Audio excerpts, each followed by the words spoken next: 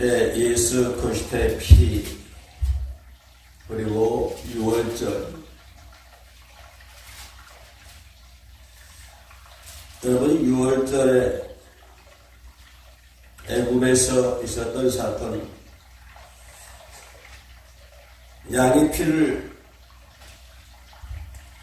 양을 잡아 그의 피를 눈썹주에 바르면 그 장자의 죽음이 면하는 그런 놀라운 사건을 우리는 볼 수가 있습니다. 양의 피, 예수 그리스도의 피.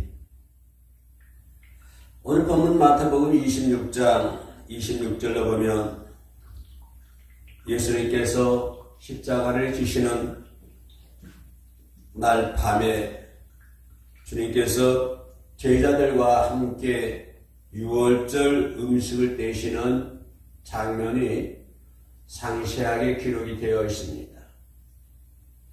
십자가의 사건을 앞에 두고 그의 살아가는 3년 동안 동고동락을 같이 했던 제자들과 마지막 만찬을 보내고 있는 주님의 심정이 어떠했겠습니까? 아마 주님은 그 순간에 유월절 만찬을 지키면서 십자가 위에서 자신이 당해야 할 엄청난 고통을 생각했겠습니까? 그렇지 않으면 제자들을 이 땅에 두고 떠나야 하는 그러한 모습, 자신이 아버지께로부터 명을 받고 이 땅에 오셔서 사역을 감당하고 그 사역의 뒤를 이어 제자들이 그 뒤를 이어갈 건데, 그 제자들을 놓고 떠나는 자신의 모습, 그리고 제자들을 향한 연민의 정 뿐만 아니라 한 걸음 더 나아가서 제자들이 앞으로 감당해야 할 여러 가지 일들을 바라보면서 예수님의 마음은 너무나 착잡했었을 것이고, 착잡하지 못해 예수님의 마음은 아마 피가 끓는 그러한 마음으로 예수는 마지막 유월절 만찬을 하고 있습니다. 유대인의 달력은 저녁 6시부터 하루가 시작하여 그 다음날 6시까지이기 때문에 현재 우리들의 달력으로 보면 예수님의 만찬 마지막 유월절은 우리 달력으로 볼 때 목요일 저녁부터 금요일 저녁까지가 유월절 날에 해당하는 것을 볼 수가 있습니다.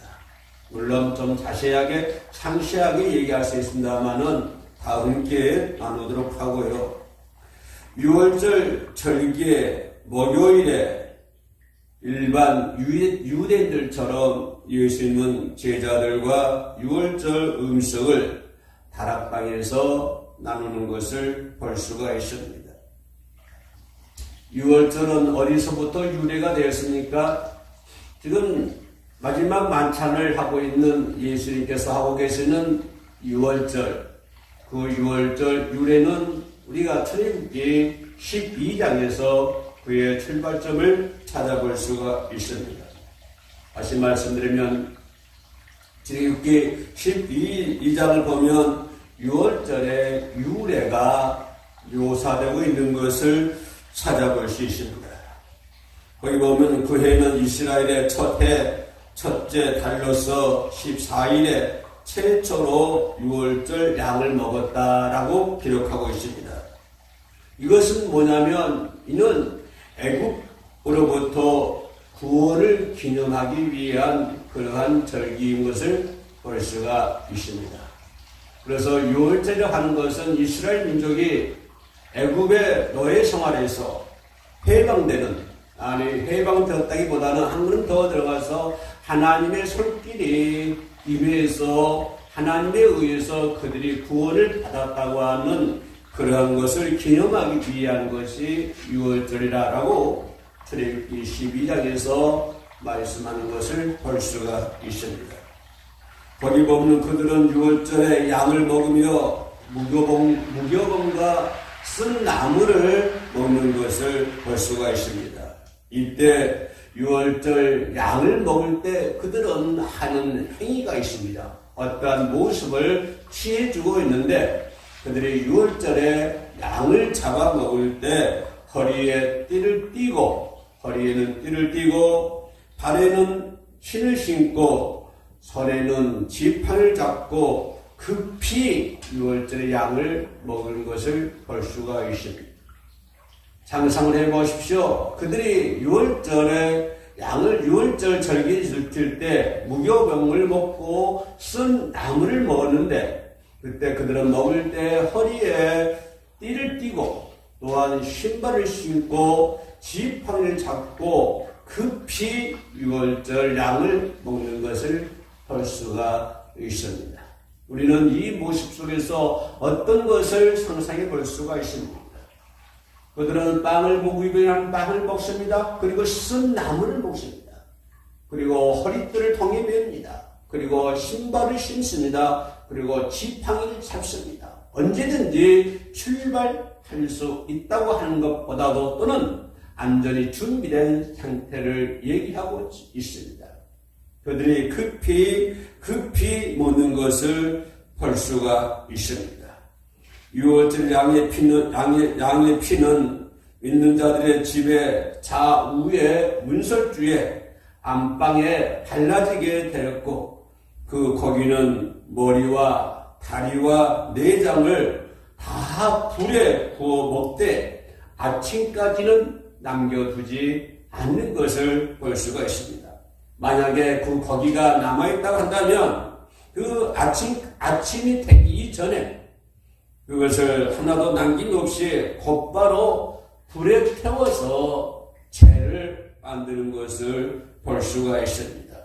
그래서 양의 고기는 머리와 다리와 내장을 다 불에 구워가지고 먹고 아침까지 그것이 남아있다고 한다면 아침이 되기 이전에 남는 것은 다 불에 태워서 채로 만드는 것을 볼 수가 있습니다. 그런 아직 하나님의 심판이 있기 전에 이 일을 해야 했습니다. 다시 말씀드리면 하나님의 말씀을 믿고 또 어린 양을 잡아 피를 흘린 후에 그 피를 어디에? 문설주의 안방에 바르고 거기를 불에 태워서 무교병과 쓴 나무를 함께 먹고 떠날 것처럼 아주 급히 먹어야 했던 것입니다. 급히 떠나야 했던 거고 급히 떠날 것처럼 그들은 그러한 행위를 하는 것을 볼 수가 있습니다. 우리는 이 가정을 바라보면서 이러한 유월절 지키는 이스라엘 민족을 바라보면서 쓴 나무를 먹고 유기병을 먹고 허리띠를 동이고 신발을 신고 지팡이를 짚고 급히 먹고 양을 잡되 고기와 머리와 대장은 다 불에 태워서 먹고 아침까지 남은 것이 있다고 한다면 다 불에 태워가지고 채로 만들고 이런 것이 이들이 했다고 한다면 만약 이들이 하나님의 말씀을 믿지 않았다고 한다면 그러한 행위는 그러한 절기는 지키지 않았을 것입니다.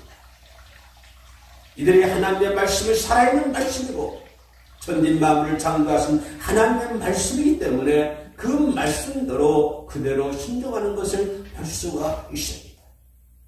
그들이 하나님의 말씀을 순종했기 때문에 그러한 유월절에 절기를 지켰고 그렇게 무교를 먹고 쓴 나무를 먹고 그와 같은 행위를 했다고 하는 것입니다.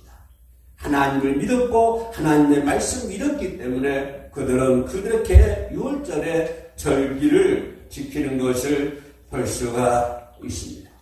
만약에 이들이 하나님의 말씀을 믿지 않았다고 한다면 만약에 이들이 하나님의 말씀을 따르지 않았다고 한다면 만약에 그들이 하나님을 따르지 않았다고 한다면 이러한 유월절을 지키라고 하는 하나님의 지시의 명령을 그들은 따르지 않았을 것입니다. 만약에 그들이 그렇게 했다면 그날 밤에 죽음의 천사 그 죽음의 천사들의 심판을 받아 모두가 멸망을 했을 것입니다. 그러나 이 민족은 모세를 통해서 주신 하나님의 말씀, 그 귀하신 모세에 의해서 모세를 통해서 주신 하나님의 말씀을 믿었기 때문에, 그 하나님을 믿었기 때문에, 그 하나님의 말씀을 믿었기 때문에, 모세를 통해서 오는 하나님의 말씀을 믿었기 때문에 그들은 그 말씀대로 그 말씀이 지시한 대로 순종하는 것을 볼 수가 있습니다. 그리고 어느덧 1900년이 지났습니다.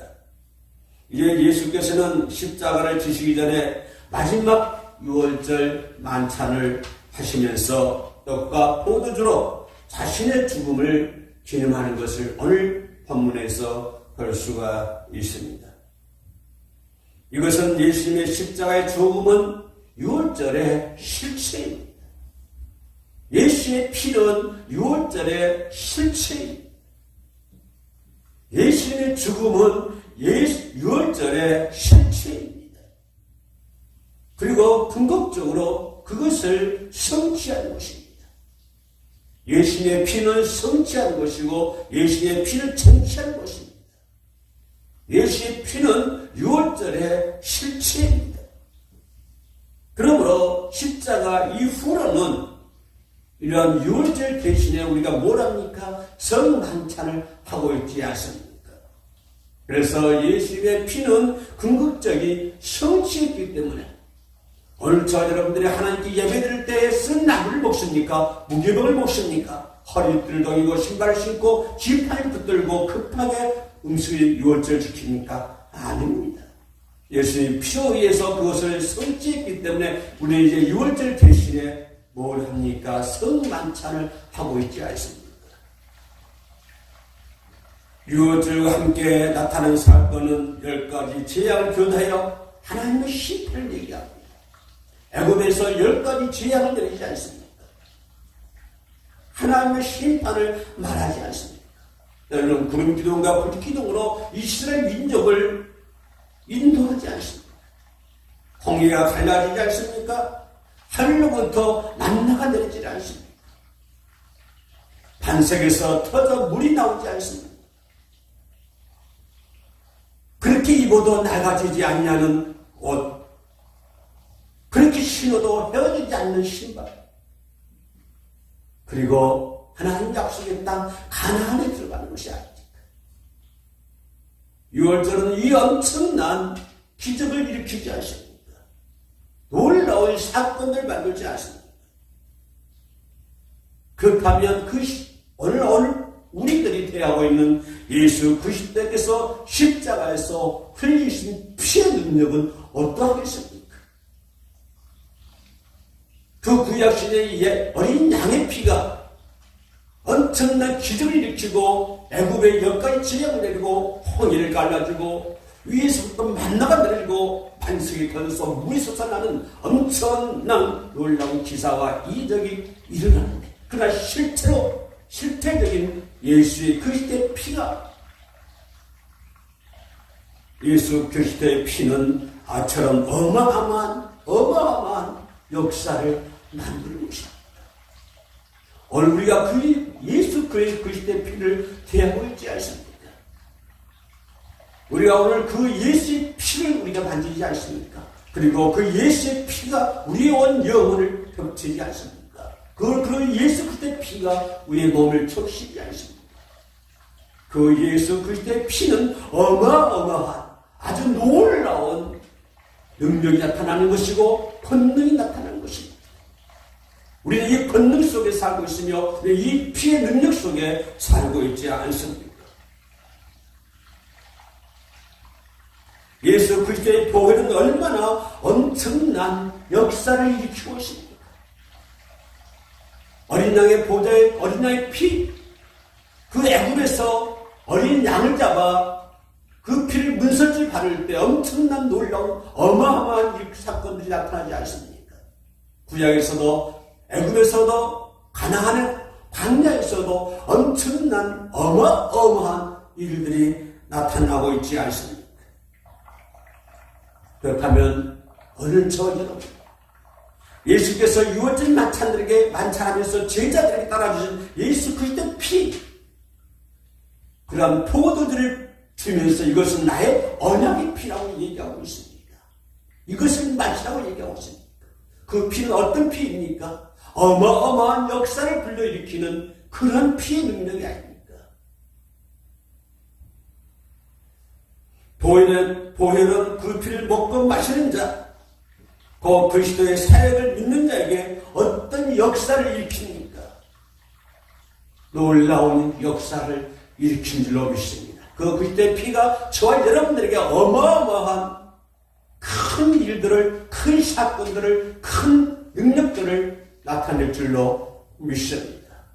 오늘 짧은 시간에 어찌 다 얘기할 수 있겠습니까마는 그 예수 그리스도의 피가 우리의 죄를 사해 주신 것이고, 그 예수 그리스도의 피가 악하고 험악한 이 세상에서 저와 여러분들을 승리하게 만드는 것이고, 그 예수 그리스도의 피가 끝내 우리를 천국으로 인도하지 않습니까? 내 죄를 사함하지, 내 죄를 용서하지 않습니까?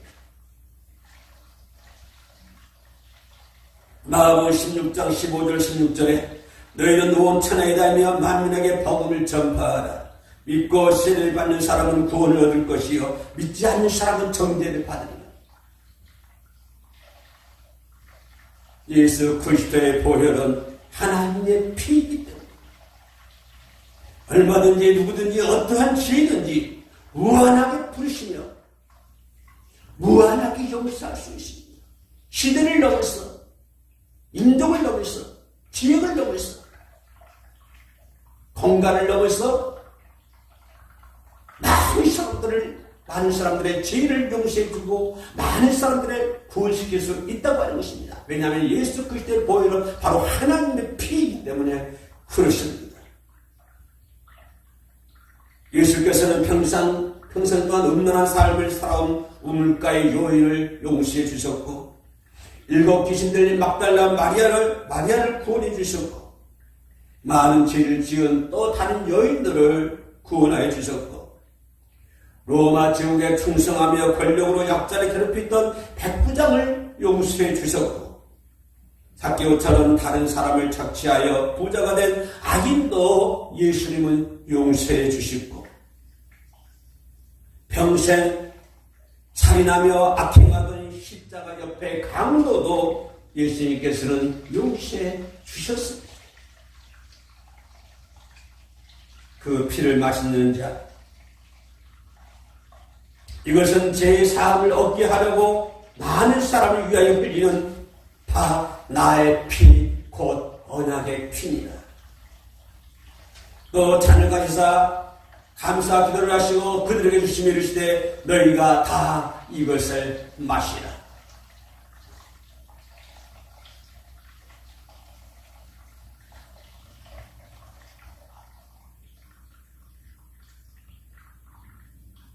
하나님의 어마어마한 피의 역사 속에서, 피의 능력 속에서 늘 승리하시는 저와 여러분 되시기를 주님의 이름으로 축복에 올리겠습니다. 기도하시겠습니다. 항상 저희들을 새롭게 하여 주시옵소서. 많은 시험들 속에서 무익하고 못된 나를 철저히 벗어버리고 하나님과 하나 되기를 원합니다. 주님과 연합되어 살아가기를 원합니다.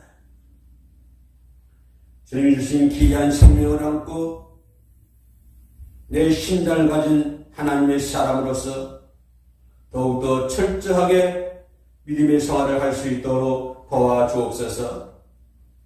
예수 이름으로 기도 올립니다. 아멘.